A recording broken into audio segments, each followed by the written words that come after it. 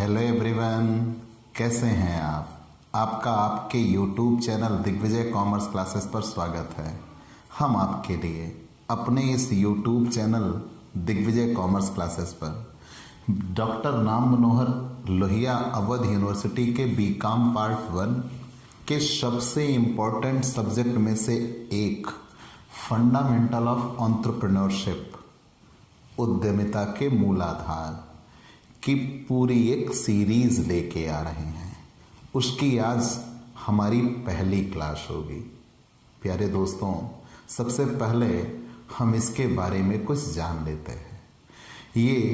पहले ये सब्जेक्ट नहीं चलाया जाता था, लेकिन इस सब्जेक्ट की महत्ता को देखते हुए विश्वविद्यालय द्वारा ये निर्णय किया गया कि बीकॉम के इसे अनिवार्य सिलेबस के रूप में रखा जाए।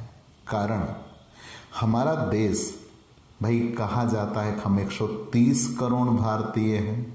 क्या आपका दिल मानता है? हम मानते हैं हम 150 करोड़ भारतीय हैं। ये सच्चाई है। अगर हम 150 करोड़ भारतीय हैं तो 150 करोड़ भारतीय होने पर हमारे यहाँ बहुत कम उद्योग हैं।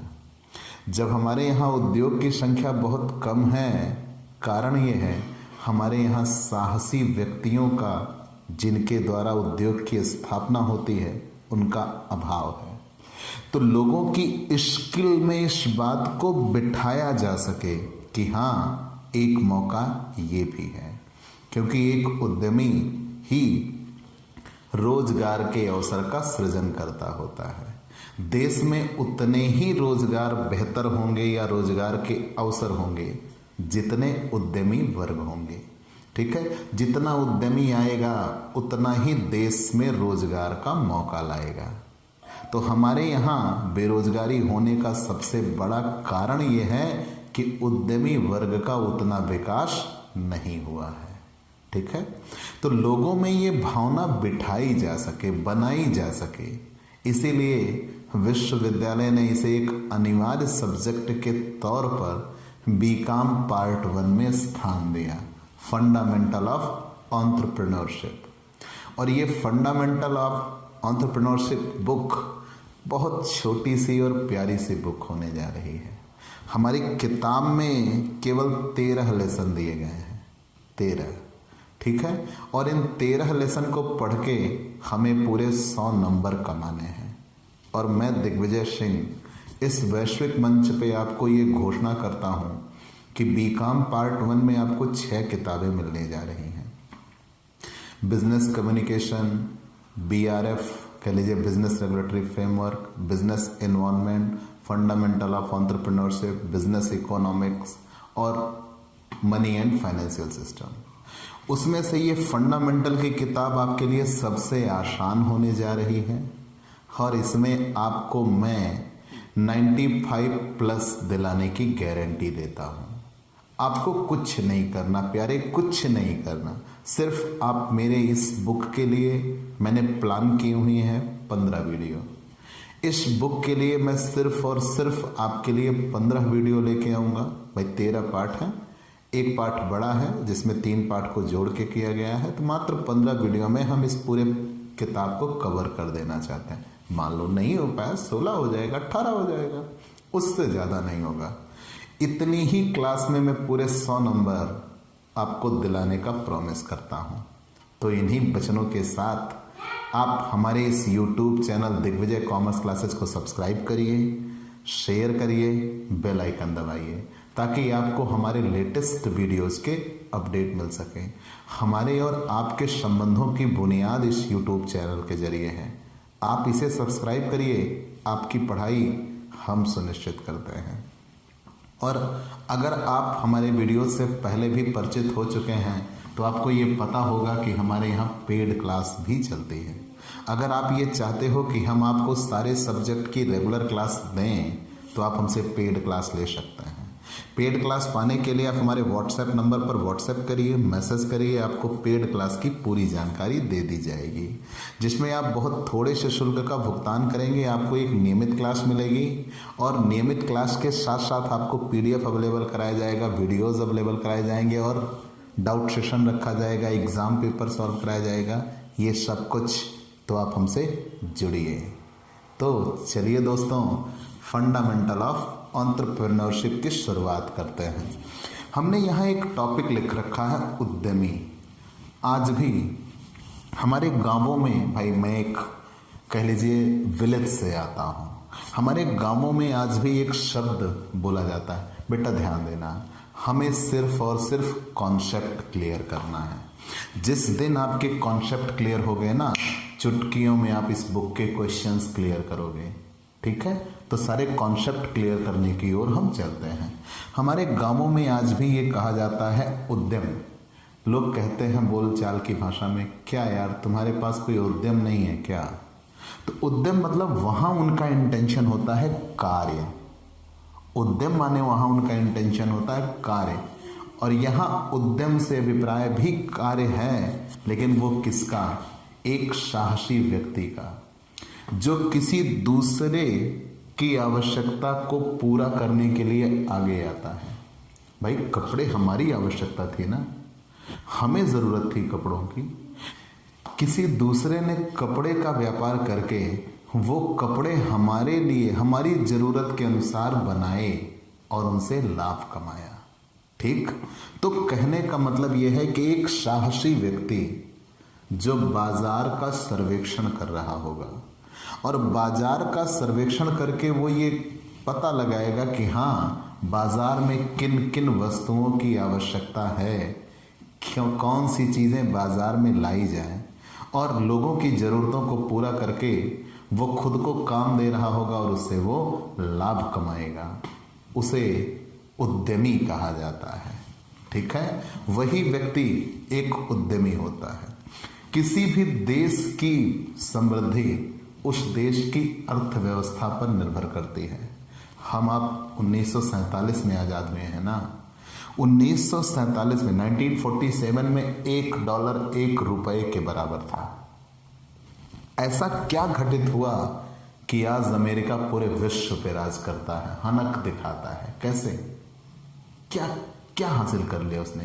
केवल उसने अपनी इकोनॉमी मजबूत की। हमारी अर्थव्यवस्था जितनी मजबूत होगी, हम उतने ही सशक्त बन के उभरेंगे।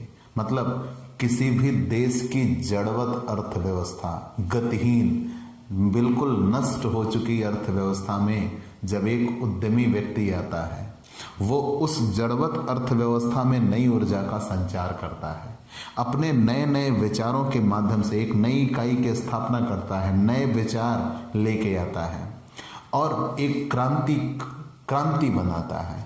और उसके इन प्रयासों से लोगों को काम मिलता है, सामान मिलते हैं और एक अर्थव्यवस्था समृद्धि की ओर विकसित होती है। तो उद्यमी कौन? तो मैंने कहा ना, एक उद्यमी वो व्यक्ति है जो किसी दूसरे की आवश्यकता को पूरा करने के लिए आता है। जब हम दूसरे की आवश्यकता पूरी करेंगे तो उसके जरिए हम अपने लिए लाभ कमाने का मौका भी साथ साथ बना रहे होंगे। उस व्यक्ति को उद्यमी कहा गया है। सबसे बड़ी बात विख्यात अर्थशास्त्री मार्शल ने कही है। प्यारे दोस्तों, आपके लिए एक सलाह, इस पूरी किताब में अगर आप उंगलियों पे गिनने चलिए तो तकरीबन 800 से 1000 स्टेटमेंट हैं। और इस किताब में सबसे बड़ी कठिनाई आपको वही होगी। उस कठिनाई पे पार पा लिया तो आप हो गए इस किताब के शहंशाह। तो ये मान के चलिए एग्जाम में तकरीबन 10 स्टेटमेंट आएंगे। अगर वो 10 भी आपने गलत कर 10 के 10 गलत कर दिए, फिर भी 90 में आपके गलत तो नहीं होने दूंगा, ठीक है, ये श्योर है। तो मुद्दा ये है कि अगर हमने प्रयास किया, थोड़े से प्रयास किए, तो स्टेटमेंट भी हमसे सही हो सकते हैं। तो कुछ चुनिंदा स्टेटमेंट हैं जो बहुत पॉपुलर हैं और जिनके ही एग्जाम में आने की संभावना होगी। उन स्टेटमेंट को तो हम आपके लिए एक्सप्लेन करेंगे। बाकी जो अन्य पॉपुलर स्टेटमेंट नहीं है उन्हें आप एक सरसरी निगाह में पढ़ लीजिएगा, नहीं भी पढ़ेंगे तो कोई दिक्कत नहीं होगी, ठीक है। तो आइए, उद्यमी होता कौन है ये मैंने थोड़े से इंट्रोडक्शन के रूप में आपको देने का प्रयास किया। लेकिन उद्यमी के बारे में मार्शल ने कहा, मार्शल का स्टेटमेंट है, उद्यमी उद्योग का कप्तान होता है। कप्तान किसे कहते हैं? जो स्वयं फ्रंट पे हो और उसकी टीम उसके पीछे। ठीक है, तो उद्यमी एक उद्योग का कप्तान होता है क्योंकि वह जोखिम एवं अनिश्चितता को केवल वाहक ही नहीं होता, मतलब उद्यमी एक जोखिम उठाता है। जोखिम कैसा? अनिश्चितता कैसी? यार आप ये बताओ, मैंने कहा उद्यमी कहते किसे हैं? एक व्यक्ति जो किसी दूसरे की जरूरत को पूरा करने के लिए आता है। वो ये सोचता है कि निकट भविष्य में लोगों को इन चीजों की जरूरत पड़ेगी। कुछ उदाहरण आपको बताएं। पहले बेसिक कॉन्सेप्ट पे आइएगा। उद्यमी जोखिम कहाँ उठाता है? सबसे पहली चीज, वो किसी एक ऐसी वस्तु की कल्पना करता है जो भी है ही नहीं, वो उस वस्तु को बनाने का प्रयास करता है। अगर एक साहसी व्यक्ति ना होता, क्या आपके हाथ में मोबाइल फोन होता? कभी ना होता। क्या आपके हाथ में कंप्यूटर होता? ना होता। किसी ने उसके लिए अपना पूरा जीवन खपा दिया। वो अपनी सोच को एक वस्तु के रूप में सामने लेके आने के पीछे परिश्रम करता है, पूंजी लगाता है, समय लगाता है। ये सारी चीजें वो लगा के तब एक वस्तु का निर्माण करता है। और उसकी वस्तु यदि सामने वाले को बेहतर लगी तो सामने वाला लेगा, और अगर नहीं लगी तो उसके ये सारी प्रयास मिट्टी में मिल जाते हैं। तो इसीलिए कहा जाता है कि उद्यमी जोखिम उठाता है, अनिश्चितता का सामना करता है और अंत में आके अपने लिए लाभ के अवसर बनाता है। तो यहां मार्शल ने कहा है कि एक उद्यमी उद्योग का कप्तान होता है जो जोखिम तथा अनिश्चितता को ही केवल वहन नहीं करता, बल्कि अपितु प्रबंधक, भविष्य दृष्टा। भविष्य दृष्टा क्यों कहते हैं?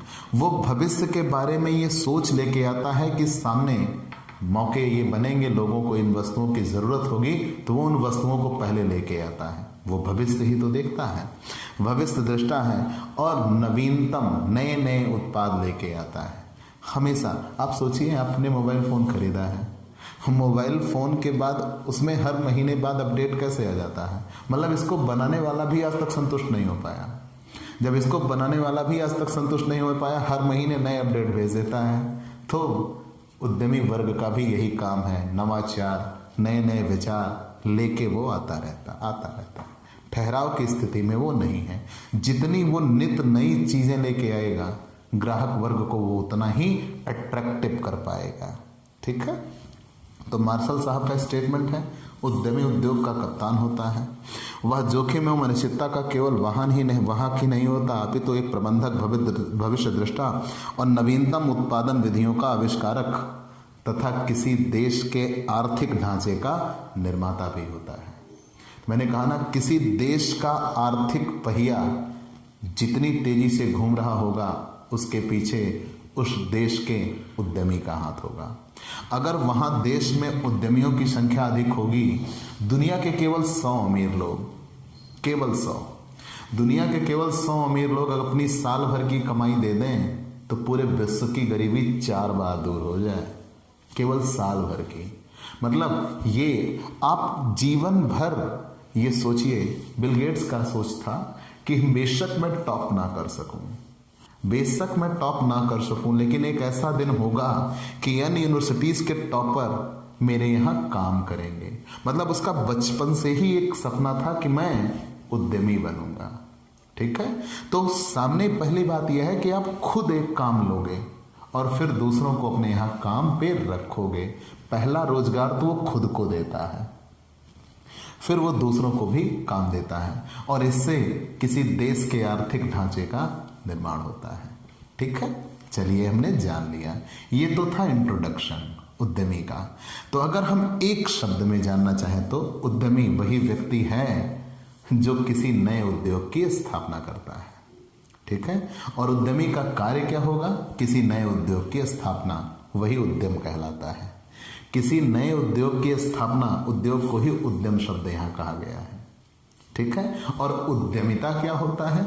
उद्यमी के गुण विशेष को ही उद्यमिता कहा जाता है। तो क्या बातें बन गई? जिसके द्वारा नई इकाई या नए उद्योग की स्थापना की जाती है उसे उद्यमी कहते हैं। जिसके द्वारा नई इकाई, नए उद्योग की स्थापना की जाती है उसे उद्यमी कहते हैं। और उद्यमी के गुण विशेष को ही उद्यमिता कहते हैं।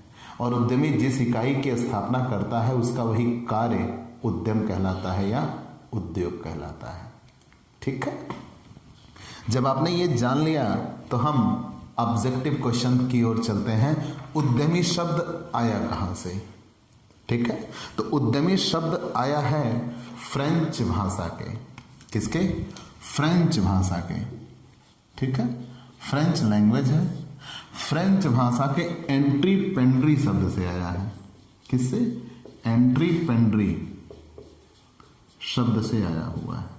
अगर आपसे कहीं कोई पूछे कि उद्यमी शब्द कहाँ से आया, एंटरप्रेन्योर, तो आप तुरंत बताइएगा फ्रेंच भाषा के। एक ऑब्जेक्टिव क्वेश्चन, उद्यमी शब्द की उत्पत्ति कहाँ से हुई है? फ्रेंच भाषा के एंट्रीपेंड्री शब्द से हुई है, जिसका अर्थ होता है एक अकेला व्यक्ति। ठीक है, फिर से जान लीजिए, उद्यमी शब्द की उत्पत्ति कहाँ से हुई? फ्रेंच भाषा के एंट्रीपेंड्री शब्द से हुई है, जिसका अर्थ होता है एकाकी व्यक्ति। मतलब एक अकेला व्यक्ति जो नए उपक्रम की स्थापना करता है, जोखिम उठाता है, अनिश्चितता उठाता है और नित्य नए प्रयोग करके नई नई वस्तुएं बाजार में लेके आता है, उसे ही उद्यमी कहते हैं। और इस शब्द का प्रयोग करने वाला सबसे पहला व्यक्ति फ्रांसीसी अर्थशास्त्री रिचर्ड कैंटिलोन था। सबसे पहले किसने इसको प्रयोग किया था? फ्रांसीसी अर्थशास्त्री रिचर्ड, अब रिचर्ड भी आप कह सकते हो, लिखा तो रिचर्ड है, कैंटिलोन था। रिचर्ड कैंटिलोन था।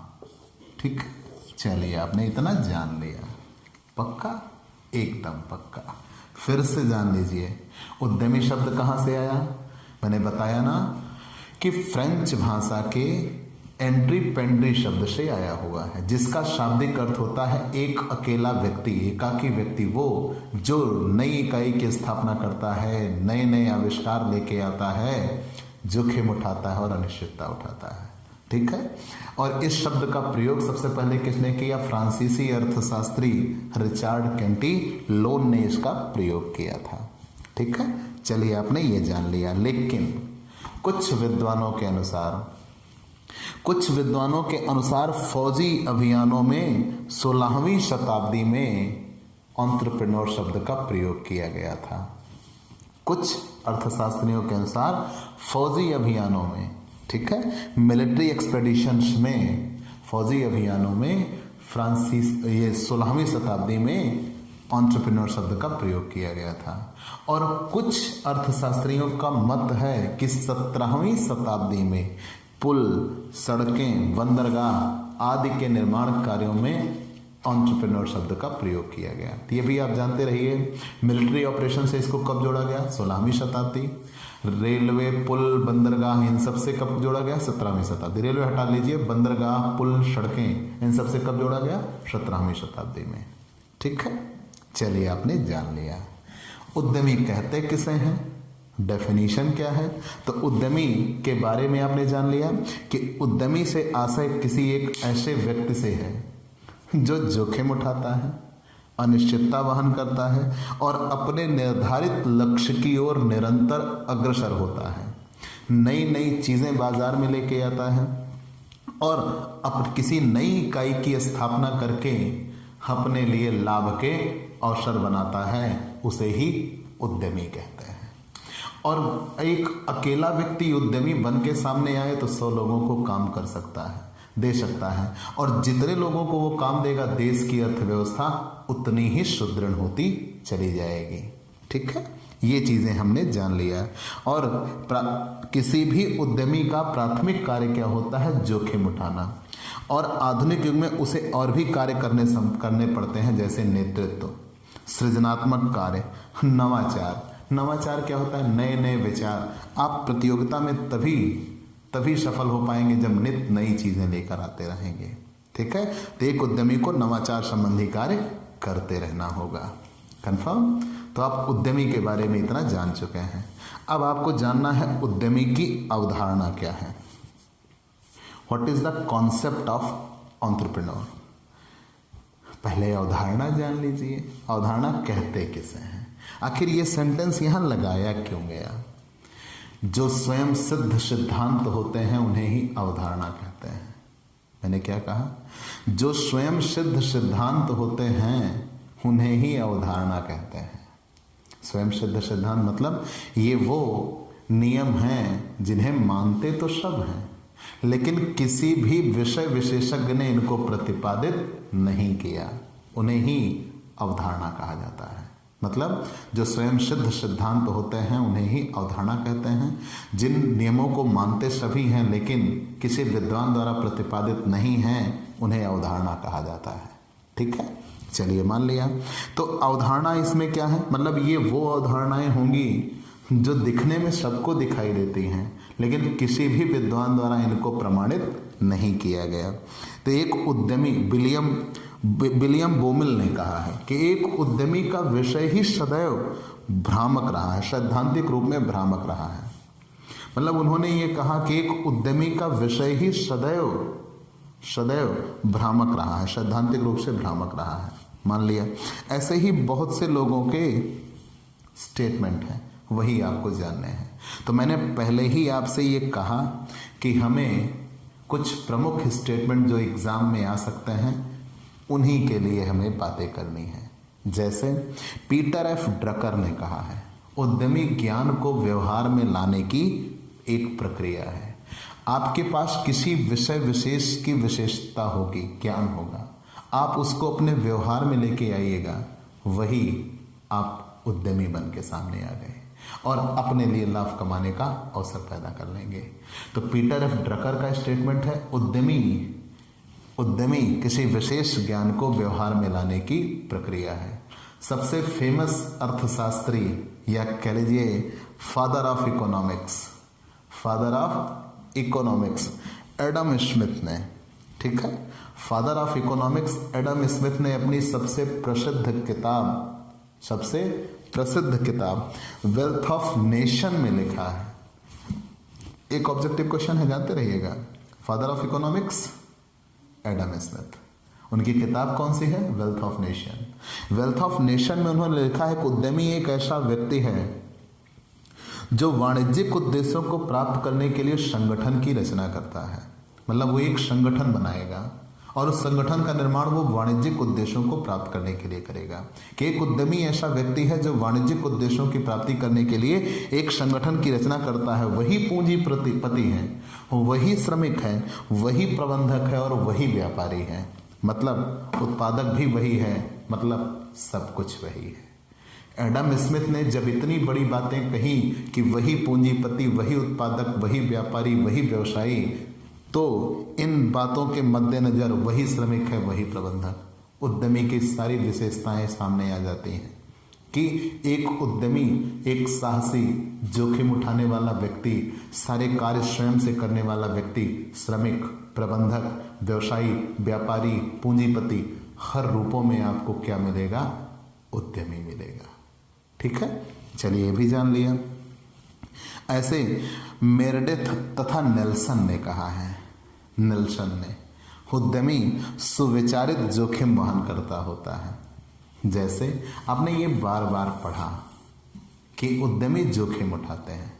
जोखिम कैसा, तो मैंने कहा ना, वो एक ऐसी वस्तु के बारे में कल्पना करता है जो है ही नहीं, उसको बनाने की सोच वो लेके आता है, उस वस्तु को बनाता है और बना के लोगों के लिए जब उसको लेके आता है तो उसके जरिए वो लाभ कमाता है। उस वस्तु को बनाने के लिए पूंजी दिया, समय दिया, श्रम दिया, अपना सब कुछ, यहाँ तक कि अपना पूरा जीवन अर्पित कर देता है। और अगर वो उसमें सफलता हासिल करता है तो उसके लिए बेहतर अवसर बन जाएंगे, और अगर उसमें वो असफल हो गया तो वो मिट जाएगा। यही उसका जोखिम होता है। ऐसे वैसे जोखिम उठा लेने वाला व्यक्ति उद्यमी थोड़ी हो जाएगा। जैसे आप छत पर से कूद पड़िए, हाथ पैर तो टूटेंगे, 2-4 मंजिल और ऊपर से कूद पड़िए, मर भी सकते हो, तो आप जोखिम तो उठा रहे हो ना। आज कुछ तूफानी करते हैं, लेकिन क्या आप उद्यमी हुए? नहीं। तो उद्यमी एक सुविचारित जोखिम वहन करता होता है, जो सभी बातों को पहले से विचार करता है, जोखिम उठाता है, तब नई चीजें बाजार में लेके आता है, उसे उद्यमी कहते हैं। ठीक है। उद्यमी की परिभाषाएं। उद्यमी की परिभाषाएं 3 अर्थों में दी गई हैं। आप कोई भी परिभाषा याद कर सकते हो बाबू, कोई भी। उद्यमी की परिभाषाएं कितने अर्थों में दी गई हैं? 3। एक परंपरागत अर्थव्यवस्था के लिए, कुछ परिभाषाओं का हम जिक्र कर देंगे। एक परंपरागत अर्थव्यवस्था के लिए, एक विकासशील अर्थव्यवस्था के लिए। जैसे भारत अभी भी एक विकासशील अर्थव्यवस्था के रूप में जाना जाता है, लेकिन विश्व बैंक के ताजा आंकड़ों के अनुसार हम विकासशील भी नहीं रहे हैं, बड़े नहीं हैं, घटे हैं, टेंशन ना लो।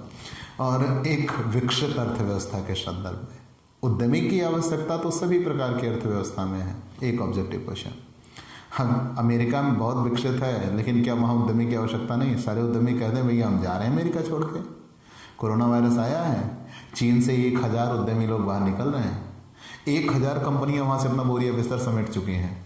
और हमारे उत्तर प्रदेश के परम आदरणीय परम पूजनीय मुख्यमंत्री जी ने उन 1000 उद्योगपतियों से संपर्क किया हुआ है। उनमें से 2 फैक्ट्रियाँ ऑलरेडी यूपी में लग चुकी हैं। ठीक है, आज इस दिन तक, मैं जब आज ये वीडियो आपके लिए लेके आ रहा हूँ उस दिन तक की बात कर रहा हूँ। तो ऐसा अगर किसी देश के साथ हो जाए तो उसकी अर्थव्यवस्था टूट पड़ेगी। ठीक है, और अगर वो अर्थव्यवस्था टूटी तो देश टुकड़ों में बढ़ जाएगा।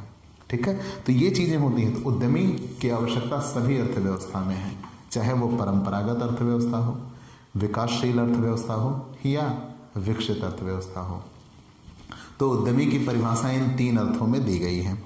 पहले हम परंपरागत अर्थव्यवस्था में FH नाइट ने एक स्टेटमेंट दिया है। क्या? इन्होंने ये कहा कि उद्यमी विशिष्ट व्यक्तियों का वह समूह है, कि कुछ विशिष्ट व्यक्तियों का वह समूह है जो जोखिम उठाते हैं और अनिश्चितता का सामना करते हैं, उन्हें उद्यमी कहा जाता है। ऐसे ही JB से ने कहा था, उद्यमी वह व्यक्ति है जो आर्थिक संसाधनों को उत्पादकता एवं लाभ के क्षेत्रों से उच्च क्षेत्रों की ओर हस्तांतरित करता है। लेकिन आप स्टेटमेंट याद करिएगा नाइट का। तो नाइट ने, FH नाइट ने कहा ना कि उद्यमी कुछ विशिष्ट व्यक्तियों का वह समूह है जो जोखिम उठाता है और अनिश्चितता वहन करता है। ठीक है, फिर ऐसे ही आप आइएगा, FB हैने ने कहा है, उद्यमी में निहित जोखिम उठाने वाला साधन ही उद्यमी है। उत्पत्ति में निहित जोखिम उठाने वाला व्यक्ति ही क्या कहलाता है, या साधन ही उद्यमी कहलाता है। ठीक है, चलिए मान लिया। विकासशील अर्थव्यवस्था में तो पहले परंपरागत अर्थव्यवस्था में किसकी परिभाषा दे दीजिएगा, FH नाइट की दे दीजिएगा, हैने की दे दीजिएगा। विकासशील अर्थव्यवस्था में आप किसी की भी परिभाषा दे सकते हैं, अल्फ्रेड मार्शल की है, जेम्स बर्नर की है। ठीक है, तो ऑक्सफोर्ड आंग्ल शब्दकोश के अनुसार है, जैसे उद्यमी वह व्यक्ति अथवा विशेषता अनुसंधान का अनुबंध करता है जो किसी उपक्रम की स्थापना करता है तथा पूंजी व श्रम के बीच मध्यस्थ का कार्य करता है। पूंजी जो व्यवसाय में धन लगाता है, श्रम जो व्यवसाय में श्रम लगाता है, और उद्यमी दोनों को ऑपरेट कर रहा होता है। ठीक है, तो इस गुण के लिए उन्होंने कहा है। RT इली ने कहा कि उद्यमी वह व्यक्ति है जो उत्पादक को संगठित एवं निर्देशित करता है। तो ऐसे ही आपको परिभाषाएं मिल जाएंगी, लेकिन मैंने अभी तक जितनी परिभाषाएं बोली उसमें सबसे इंपॉर्टेंट FH नाइट की, जो सबसे ज़्यादा बार एग्जाम में आई हुई परिभाषा है। विकसित अर्थव्यवस्था में आपको कई लोगों की परिभाषा मिल जाएगी, जैसे पीटर F ड्रकर की, उद्यमी सदैव परिवर्तन की खोज करता है। क्या किसी एक परिपाटी पे चलना ही उद्यमी है? नहीं, उद्यमी सदैव नित्य नई चीज़ों की ओर अग्रसर होता रहता है। पीटर F ड्रकर का उद्यमी सदैव परिवर्तन की खोज करता है, उस पर अनुक्रिया करता है और एक अवसर के रूप में उसका विदोहन करता है। अवसर के रूप में विदोहन मतलब सबसे ज़्यादा तरीके से उसको यूटिलाइज करता है, मैक्सिमम यूटिलाइज करता है, तो उसे कहा गया अवसरों को विदोहन करता है, सबसे ज़्यादा इस्तेमाल करता है। ठीक है, फिर और राव एवं मेहता के अनुसार, भाई अपने भारत के हैं, राव एवं मेहता के अनुसार, ये पेपर में आ चुके हैं कि कौन से भारतीय अर्थशास्त्री हैं, राव एवं मेहता। तो राव एवं मेहता के अनुसार उद्यमी पर्यावरण का सृजनात्मक एवं नवाचार का प्रत्युत्तर है। हमेशा वो नई चीज़ों का सृजन करता है और नए विचार लेके आता है। उद्यमी पर्यावरण का सृजनात्मक एवं नवाचार का प्रत्युत्तर है। तो ये सारी परिभाषाएं आपको मिली, लेकिन आप किनकी याद कर लीजिएगा, FH नाइट की, FH नाइट की वही परिभाषा तो आपको याद करनी होगी, उसमें मैं आपकी कोई मदद नहीं कर सकता। FH नाइट की परिभाषा, राव एम मेहता की, पीटर एफ ड्रकर की और इधर अल्फ्रेड मार्शल की, इन सब की आप परिभाषा याद कर लीजिएगा। इन्हीं बातों के साथ हम उद्यमी की विशेषता पे चलते हैं। अगर उद्यमी की विशेषता का क्वेश्चन आया, आंसर लिख लो, ऑल ऑफ द अबव, उपरोक्त सभी सही होगा। क्यों? क्योंकि उद्यमी की इतनी विशेषताएं हैं, वो अनगिनत हैं। हमेशा कभी भी पूछा जाए उद्यमी कितनी विशेषताएं होती हैं, अनगिनत। क्यों? उद्यमी आपको वो तेरा खाने वाली रिंच आती है ना, हर जगह फिट होता मिलेगा। तो उद्यमी की ऐसी कोई विशेषता है ही नहीं जो आप बता ना सकें। सारी विशेषताएं उद्यमी में होती हैं। तो इसीलिए कहा गया उद्यमी की कितनी विशेषताएं होती हैं, अनगिनत। तो आपको जब कभी पूछा जाएगा उद्यमी की कौन सी विशेषता, तो उपरोक्त सभी पर टिक लगा के चले आइएगा। लेकिन मैं कुछ गिनाता हूँ। जैसे उद्यमी एक व्यक्ति होता है या व्यक्तियों का समूह होता है। अकेला व्यक्ति भी उद्यमी बन सकता है और व्यक्तियों का समूह भी उद्यमी होता है। उद्यमी एक नेता होता है। नेता क्यों? वो स्वयं फ्रंट पे होगा और अपने पीछे काम करने वालों का एक समूह होगा जो उसके आदेशा और निर्देशानुसार कार्य कर रहे होंगे। इसीलिए उद्यमी क्या होता है? एक नेता होता है। उद्यमी सुविचारित जोखिम वहन करता होता है। उद्यमी सदैव पहले से विचार करके ही जोखिम उठाता है। उद्यमी निर्णय लेने का कार्य करता है। उद्यमी को ही निर्णय लेना होता है, क्या करना है, कैसे करना है, कब करना है, ये सारे निर्णय किसको लेने पड़ते हैं? उद्यमी को। और उद्यमी एक योजना बना के चलता है। उद्यमी योजना बनाता है। उद्यमी नवाचार का कार्य करता है। उद्यमी अभिप्रेरण का कार्य करता है।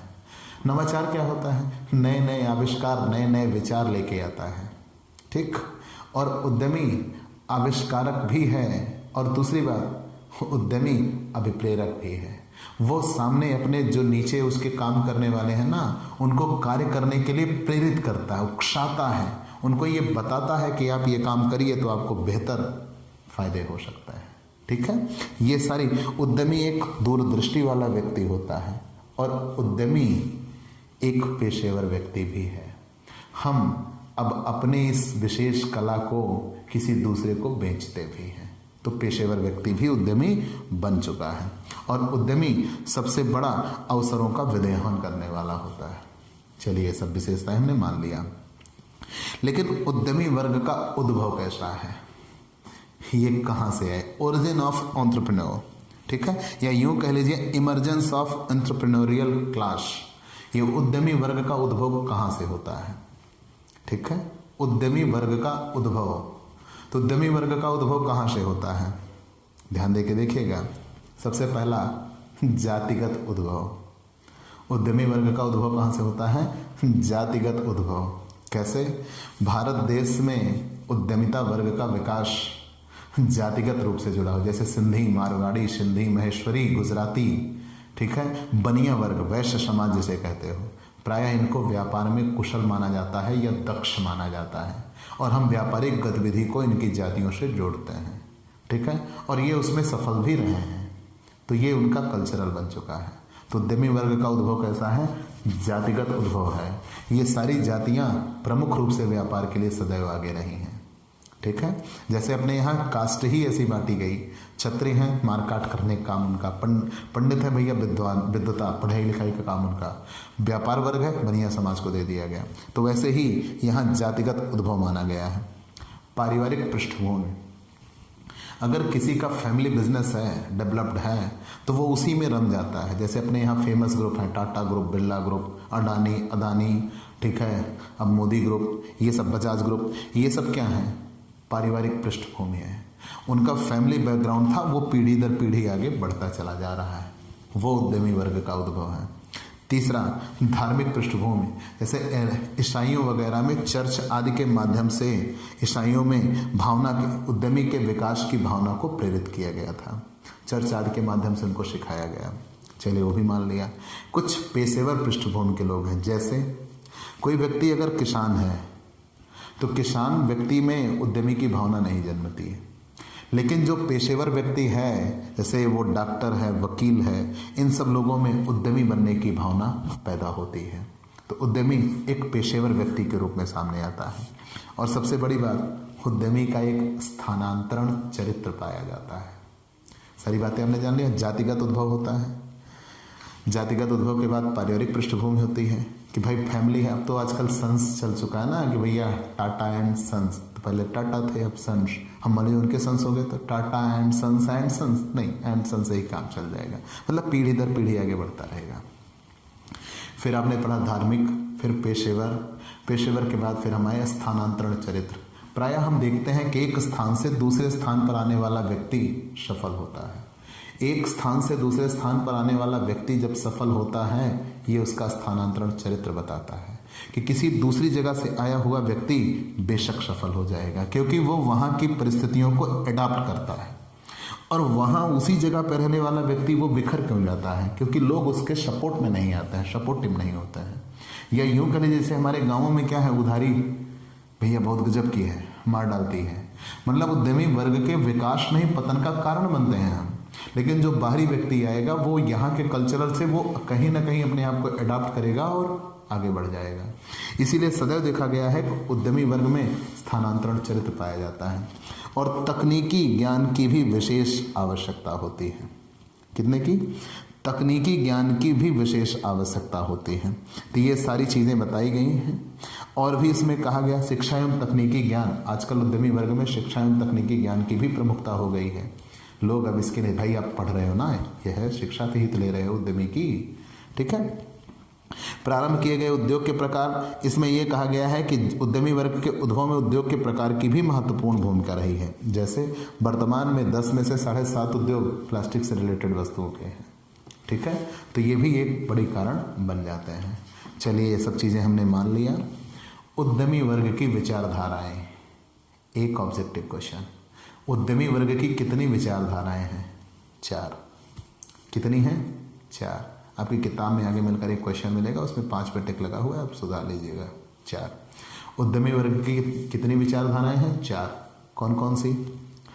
आर्थिक सिद्धांत या विचारधारा कह लीजिए, मतलब आप कह सकते हो पहली विचारधारा आर्थिक विचारधारा, दूसरी विचारधारा है समाज शास्त्रीय विचारधारा, तीसरी विचारधारा है मनोवैज्ञानिक विचारधारा। ये बड़ी इंपॉर्टेंट है। इसमें 3 या 4 स्टेटमेंट बड़े इंपॉर्टेंट हैं जो मैं भी आपको बताता हूँ। और चौथा एकीकृत विचारधारा, मतलब कितने हैं? 4। कौन कौन से? आर्थिक, सामाजिक, मनोवैज्ञानिक, एकीकृत। आर्थिक विचारधारा किसे कहते हैं?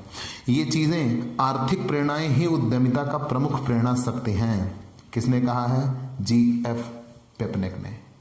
भाई ये बताइए कि लोगों को सबसे बड़ी प्रेरणा कौन देता है? पैसा।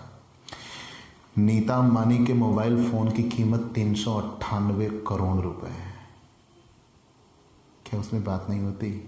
या उसमें बात होने से ज़्यादा कुछ होता है? उसमें भी बात होती है, लेकिन वो लिविंग स्टैंडर्ड, अगर वो नौकरी कर रहे होते तो कहीं ना बातें। ये एक उद्यमी वर्ग की देन है।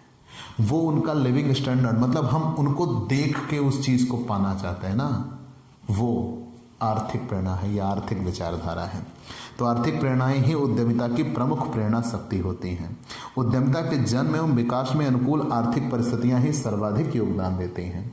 ये आर्थिक विचारधाराओं में कहा गया है। संसाधनों का कुशलतम उपयोग करने हेतु ही उद्यमी का जन्म एवं विकास होता है।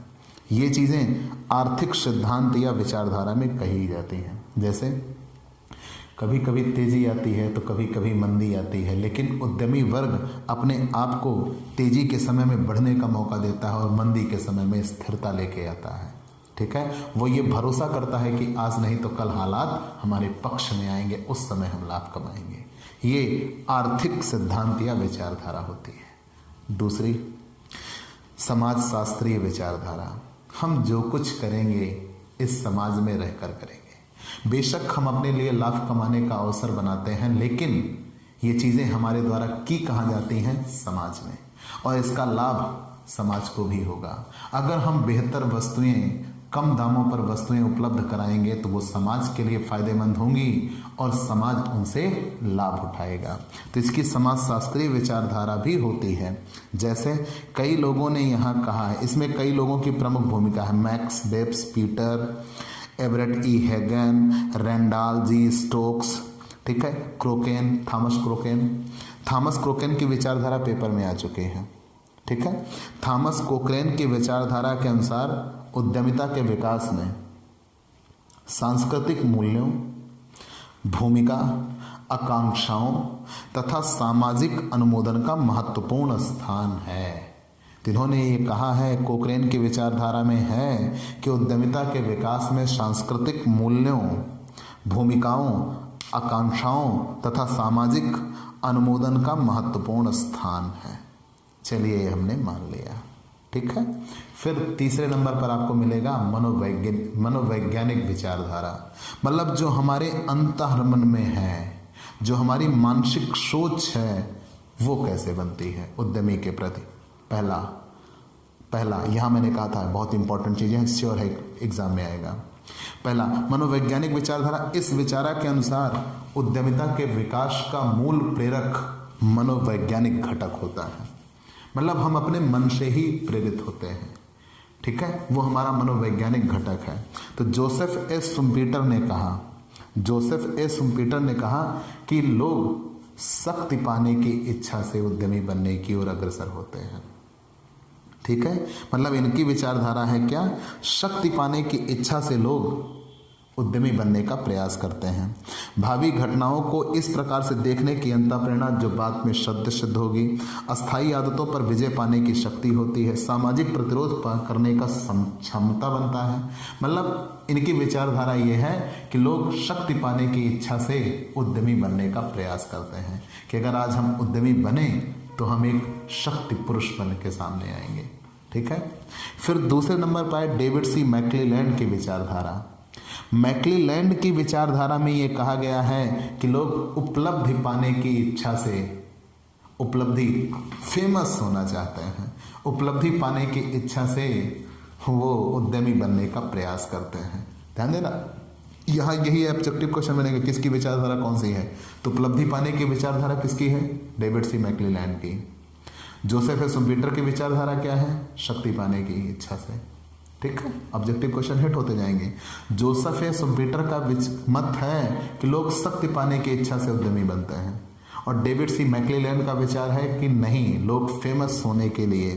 ठीक है, मतलब जैसे उपलब्धि की लालसा ही बच्चों को श्रेष्ठ ढंग से पालन पोषण करने, श्रेष्ठता के प्रमापों, आत्मनिर्भरता, स्वतंत्रता, प्रशिक्षण पर निर्भरता आदि चीजों को सामने लेके आती है। चलिए मान लिया। एवरेट ई हेगन की विचारधारा है, प्रतिष्ठा के प्रत्याहार की विचारधारा है। किसकी, प्रतिष्ठा के प्रत्याहार की विचारधारा। कैसे कि किसी सामाजिक समूह की प्रतिष्ठा का प्रतिहार ही उद्यमी के व्यक्तित्व के विकास का कारण है। कि अगर कोई सामाजिक समूह है, उसकी प्रतिष्ठा का हम प्रतिहार करना चाहते हैं, उससे आगे बढ़ना चाहते हैं, तब प्रतिष्ठा के प्रत्याहार की विचारधारा किसकी है, एवरेट ई हेगन की।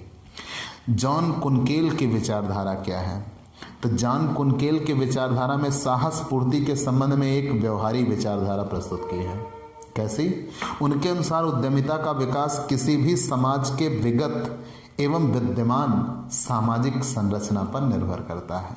तो आपको इतनी विचारधाराएं मिल गई, मुख्यतः वही तीन आएंगी। कौन कौन सी, जोसेफ ए शुम्पीटर की विचारधारा, साहसी या यूं कह लीजिए शक्ति पाने की विचारधारा है। ठीक, शक्ति पाने के उद्देश्य से लोग उद्यमी बनते हैं। डेविड सी मैक्क्लेलैंड की विचारधारा क्या है, उपलब्धि पाने की विचारधारा। एवरेट ई हेगन की विचारधारा क्या है, प्रतिष्ठा के प्रत्याहार की विचारधारा। और फिर अंत में आपको एक एकीकृत विचारधारा मिलेगी।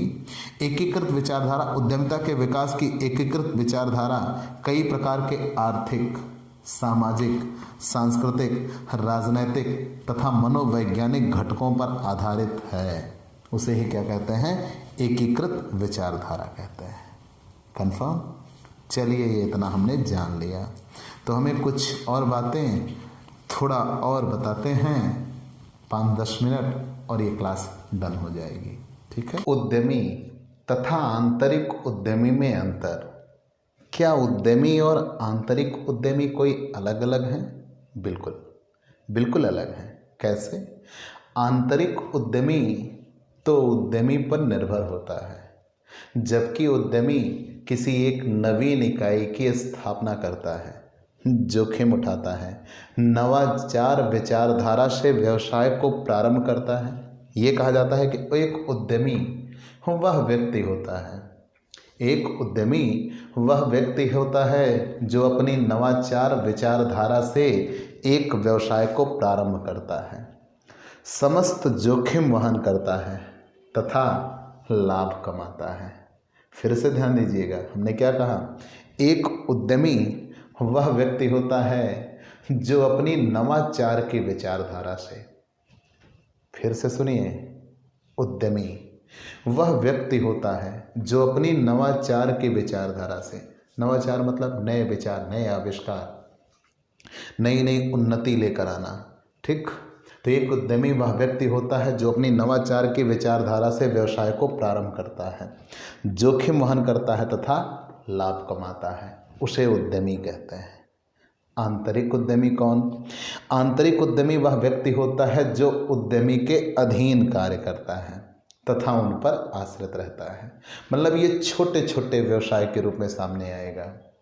अमेरिका में एकाएक लोगों की ये सोच बनी कि हम छोटे छोटे उद्यमी बन के सामने आएंगे जो प्रमुख उद्यमियों पर निर्भर रहेंगे, लेकिन फिर वहाँ ये देखा गया कि उनको अचानक बहुत लाभ हुआ, तो लोगों में ये प्रवृत्ति ही बन गई कि हम छोटे छोटे उद्यमी के तौर पर सामने आएंगे।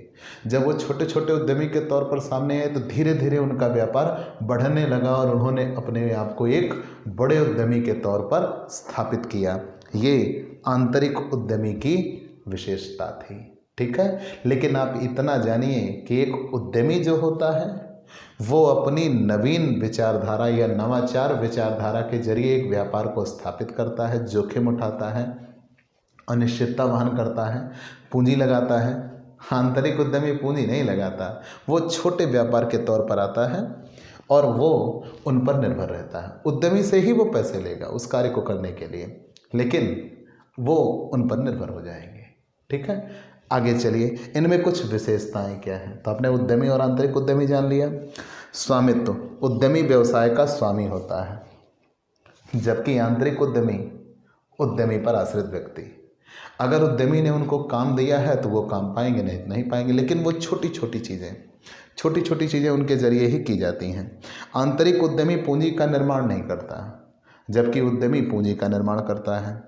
स्वतंत्रता, उद्यमी अपने व्यवसाय के संचालन के लिए पूर्णतः स्वतंत्र होता है, और जबकि आंतरिक उद्यमी एक आश्रित व्यक्ति होता है अतः उसे उद्यमी के ऊपर निर्भर रहना होता है। तो ध्यान देना, जैसे एक बड़ी फैक्ट्रियां चल रही होती हैं ना, तो आप उसे उद्यमी कह लीजिए, और उनसे जुड़े जितने लोग हैं वो उनके अनुसार ही कार्य उनको करना है, वो आंतरिक उद्यमी हो गए, ठीक है।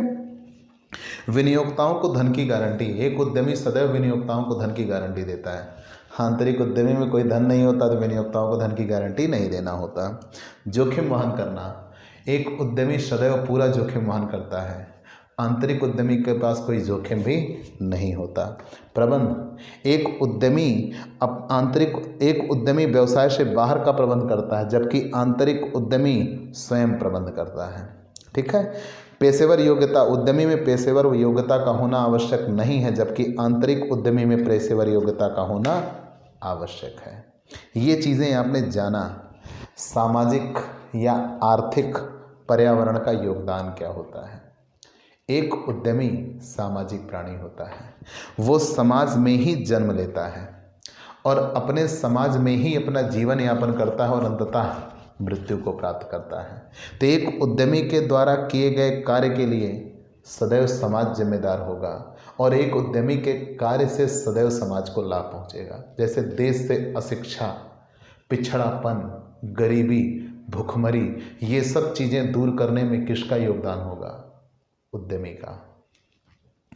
हमारे यहाँ तो अब बेसिक नीड की चीज़ें बहुत आसानी से मिल जाती हैं ना। जिम्बाब्वे एक देश है, क्रिकेट की वजह से आपने नाम सुना होगा, आज दूसरी चीज़ों की वजह से नाम सुना देते हैं। वहाँ 3 रुपयों के लिए, हमने यहाँ भी एक फिल्म दिखाई गई है आर्टिकल 15, 3 रुपये के लिए 2 बच्चियों का बलात्कार होता है और उनको मार दिया जाता है। जिम्बाब्वे में आज भी वहाँ के देश का एक बहुत बड़ा वर्ग सैनिटरी पैड नहीं जानता। वहाँ लोगों के पास 2 रुपये 4 रुपये में बलात्कार होते हैं, चोरी डकैती तो आम बात है। कारण क्या है? वहाँ भुखमरी है, वहाँ उद्यमी वर्ग जा ही नहीं सकता, वो अपने आप को सुरक्षित नहीं महसूस करता। जब वो अपने आप को सुरक्षित महसूस नहीं करता तो वहाँ कहीं से भी किसी उद्यमी वर्ग का उद्भव नहीं हो सकता, और जब तक उद्यमी वर्ग का उद्भव नहीं हो सकता तब तक उस देश से ये चीज़ें दूर नहीं की जा सकती। ठीक है, तो सामाजिक पर्यावरण और आर्थिक पर्यावरण ये दोनों उद्यमी के लिए आवश्यक भूमिका में आएंगे। एक उद्यमी सामाजिक प्राणी होने की वजह से समाज में ही पैदा होता है, समाज के लिए ही कार्य करता है और अंततः इसी समाज में अपनी आंखें मूंदता है। तो कहने का तात्पर्य यह है कि सामाजिक पर्यावरण भी उद्यमी को प्रभावित करते हैं। कैसे? एक सामाजिक पर्यावरण से आशय उन सामाजिक परिस्थितियों, आस्थाओं, घटकों, मूल्यों, दशाओं, परंपराओं, रीत रिवाजों एवं जीवन शैली से है जो किसी भी समाज में विद्यमान रहती हैं। ठीक है, और सामाजिक पर्यावरण में जैसे जाति, धर्म, ये सारी चीज़ें, जैसे एक मुस्लिम वर्ग है वो मीट के व्यापार में आ जाएंगे, एक हिंदू वर्ग हिचकता रहता है। क्यों भाई? पूरे दुनिया में 3/4 में पानी है, और पानी है तो मछली का व्यापार किया जा सकता है, क्यों नहीं करते? ये सोच नहीं बन पाती, सामाजिक पर्यावरण प्रभावित करता है। ठीक है, तो ऐसे ही दृष्टिकोण, नज़रिया, शैली, जीवन यापन करने का ढंग, ये सब सामाजिक पर्यावरण में आते हैं। ठीक है, आर्थिक पर्यावरण में क्या आता है? आर्थिक पर्यावरण का योगदान है कि मनुष्य के लिए एक उद्यम बनाने के लिए सामग्री, मानव पूंजी, शक्ति, यंत्र, भवन, इन सब चीज़ों की आवश्यकता होती है, और इन चीज़ों को जो दे पाने में सक्षम होता है वही उद्यमी बन के सामने आता है। तो मतलब आर्थिक पर्यावरण भी प्रभावित करता है। लेकिन अंततः अगर हम विकास के रूप में देखें तो उद्यमी की महत्ता क्या है? एक उद्यमी ही किसी देश के आर्थिक निर्माण का ढांचा प्रस्तुत करता है। जितना उस देश में उद्यमी का विकास होगा उतना ही वो देश तरक्की करेगा। हमने पहले ही कहा ना कि हमारे देश की जो करेंसी थी वो $1 बराबर ₹1 था 1947 में। हम आप वहीं रह गए या पीछे हो गए, और अमेरिका हमसे 72 कदम आगे हो गया। आज $1 बराबर ₹72 हो गए। क्यों? क्योंकि उनकी अर्थव्यवस्था सुदृढ़ होती गई, उन्होंने अर्थव्यवस्था पे पूरा ध्यान लगाया और हम अपना पेट पालते रह गए। ठीक, तो ये चीज़ें हैं। आर्थिक विकास का चक्र उतनी ही तेज़ी से दौड़ेगा जितना तेज़ी से वहाँ उद्यमी वर्ग का विकास होगा। ऐसे ही उद्योग का कप्तान होता है गरीबी उन्मूलन। गरीबी उन्मूलन और भुखमरी, ये दोनों चीज़ें उद्यमी वर्ग के उद्भव के साथ ही मिटेंगी। जितना उद्यमी वर्ग का उद्भव होगा उतनी ही ये चीज़ें दूर जाएंगी। ऐसे ही औद्योगिक पर्यावरण के निर्माण में सहायक होता है इंडस्ट्रियल एरियाज। जैसे गुजरात की एक पॉलिसी बेहतर है भाई। क्या? वहाँ की पॉलिसी ये है कि सरकार का ये कहना है कि आइए हमारे यहाँ इंडस्ट्री लगाइए, हम 5 वर्षों तक आपसे टैक्स नहीं लेंगे।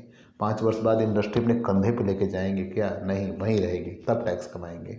चलो ठीक है, वो 5 वर्ष तक हमें टैक्स नहीं देते, लेकिन उनकी वजह से हमारे यहाँ के बंदों को काम तो मिलेगा। चलो वो भी ठीक है। वहाँ जहाँ वो फैक्ट्री डालेंगे उसके आसपास एक मार्केट तो डेवलप होगी, वहाँ से लोगों को काम मिलेगा। मतलब जॉब अपॉर्चुनिटीज़ कई तरीके से बनती हैं। एक डायरेक्ट जॉब अपॉर्चुनिटीज़ होती है और एक इनडायरेक्ट जॉब अपॉर्चुनिटीज़ होती है। ना दिया टैक्स ना, जॉब अपॉर्चुनिटीज़ तो 5 साल में बनेगी, उसके बाद हमें टैक्स भी मिलेगा। ये सोच होनी चाहिए। तब एक सरकार की भूमिका यहाँ क्या बनेगी? एक सरकार उद्यमी वर्ग को जितना, मैंने जिम्बाब्वे का उदाहरण दिया ना, एक उद्यमी वर्ग को आप जितना आश्वस्त कर पाएंगे कि आइए हम आपको सुरक्षा देते हैं, वो उतना ही वहाँ पे ज़रूर खुले मन से आएगा। नहीं तो आप एक उद्यमी को यहाँ पर स्थापित नहीं कर सकते। और आंतरिक उद्यमी जो छोटे छोटे कार्यों के जरिए आता है, जैसे एक बड़ी इकाई वो उद्यमी के रूप में स्थापित हुई, लेकिन उनसे जुड़ी छोटी छोटी इकाइयाँ टुकड़ों में, भाई ये काम, जैसे शर्ट की बात कर लीजिए, शर्ट बनाने वाला कोई अलग होगा, लेकिन बटन टाँकने वाला, उसमें काज करने वाला, या कह लीजिए कोई अन्य छोटे छोटे काम करने का आप काम कर लीजिए ना, उस पर भी मतलब वो पूरी तरह से आप पर डिपेंडेंट होंगे और आप उन पर डिपेंडेंट होंगे, लेकिन आपका पूंजी का काम नहीं होगा, सारा काम उनका होगा, बस आप मैन वर्क उनको प्रोवाइड कराइए। वो आंतरिक उद्यमी बन के सामने आता है। ठीक है, तो चलिए कुछ ऑब्जेक्टिव क्वेश्चन। हम एक शब्द में जवाब चाहेंगे। अगर आपके दिमाग में एक शब्द में जवाब आया तो हमारी फतेह हुई, नहीं तो हम हार गए। कैसे?